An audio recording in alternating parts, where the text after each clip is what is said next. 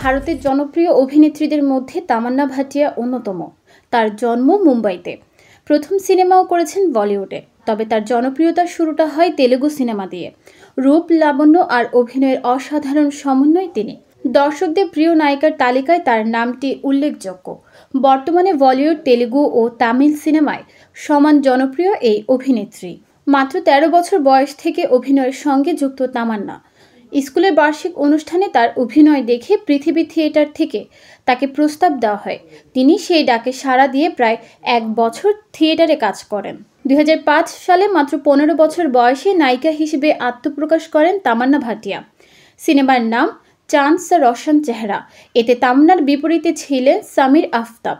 সিনেমাটি ছিল বক্স অফিসে ফ্লপ। একই বছর তামান্নার অভিষেক হয় তেলুগু ইন্ডাস্ট্রিতেও। ১ বছর পর তামিল সিনেমায় নাম লেখান তামান্না।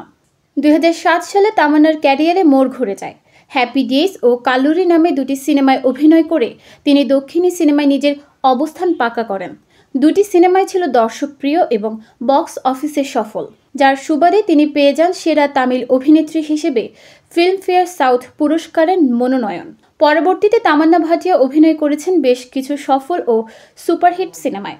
এর মধ্যে জাগুয়ার, নেক্সট এন্ট্রি, স্কেচ, বলে চুরিয়া, হামশকলস, সুরা, বদ্রীনাথ, সিটি মার, বেঙ্গল টাইগার, 100% লাভ, অ্যাকশন, এন্টারটেনমেন্ট ও প্রিয়া অন্যতম।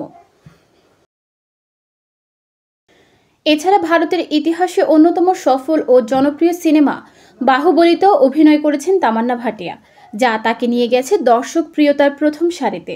২০১৭ সালে তামান্না ভাটিয়া ভারতের সবচেয়ে জনপ্রিয় ১০ জন অভিনয় শিল্পীর তালিকায় চতুর্থ স্থান অর্জন করেছিলেন, যেখানে প্রভাস ও আনুশকা শেঠির মতো তারকারা ছিলেন তার পেছনে। আজ ২১ ডিসেম্বর তামান্নার জন্মদিন। ১৯৮৯ সালের এই দিনে তিনি মুম্বাইয়ের একটি ধনাঢ্য পরিবারে জন্মগ্রহণ করেন। জন্মদিনে চট্টগ্রাম সময়ের পক্ষ থেকে রইল শুভেচ্ছা। নিউজ ডেস্ক, চট্টগ্রাম সময়।